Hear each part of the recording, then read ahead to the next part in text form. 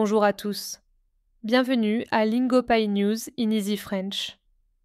Aujourd'hui, nous vous apportons les principales nouvelles de ce vendredi, 1er novembre 2024. Commençons par les nouvelles des États-Unis.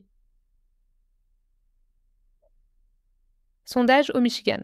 Harris et Trump à égalité. Un nouveau sondage de Suffolk University USA Today montre que Kamala Harris et Donald Trump sont presque à égalité dans le Michigan, un État clé pour les prochaines élections.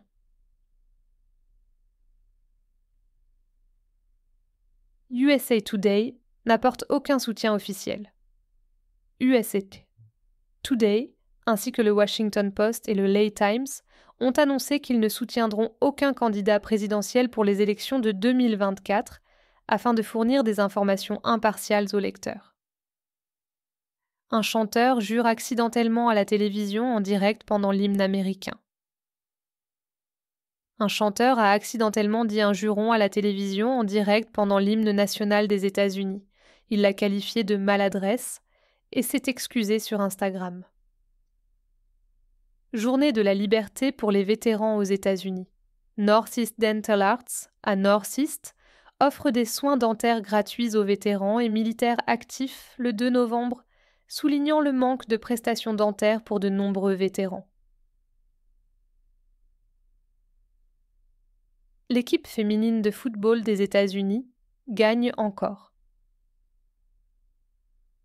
L'équipe féminine de football des États-Unis a remporté une autre victoire, montrant son talent exceptionnel et sa domination sur le terrain. Passons maintenant aux nouvelles du Canada. Sarah McLachlan reporte sa tournée. Sarah McLachlan a reporté les dates de sa tournée au Canada pour son album Fumbling Towards Ecstasy, en raison de circonstances imprévues. Les fans de Taylor Swift rencontrent des prix élevés. Les fans de Taylor Swift font face à des prix élevés dans les hôtels et les Airbnb, ce qui rend difficile l'accès à ses concerts. Passons ensuite aux nouvelles du Royaume-Uni. Amende pour le programme de Rishi Sunak. GB News a été condamné à une amende de 100 000 livres sterling par Ofcom pour des commentaires faits dans une émission animée par Rishi Sunak, soulevant des questions sur la régulation des médias.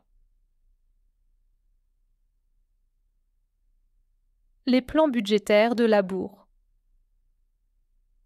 La chancelière, Rachel Reeves, a annoncé une hausse de 40 milliards de livres en taxes dans le premier budget de Labour depuis 14 ans, visant à améliorer les services publics, mais qui fait face à des critiques pour des impacts économiques possibles. Continuons avec les nouvelles d'Australie et de Nouvelle-Zélande.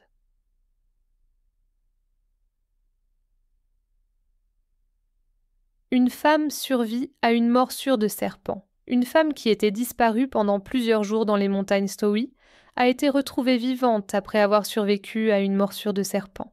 Elle est en état stable après le traitement reçu. Baisse des visas d'étudiants.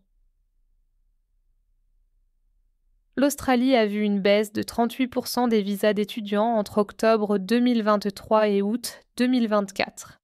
Cette baisse est attribuée à l'augmentation des frais, à des exigences linguistiques plus élevées et à des critères financiers plus stricts. Enfin, avec les nouvelles internationales, inondations éclairs en Espagne. De graves inondations dans le sud et l'est de l'Espagne ont fait au moins 95 morts et causé de grands dégâts. Les opérations de secours sont maintenant des opérations de récupération, avec les communautés qui s'unissent pour aider.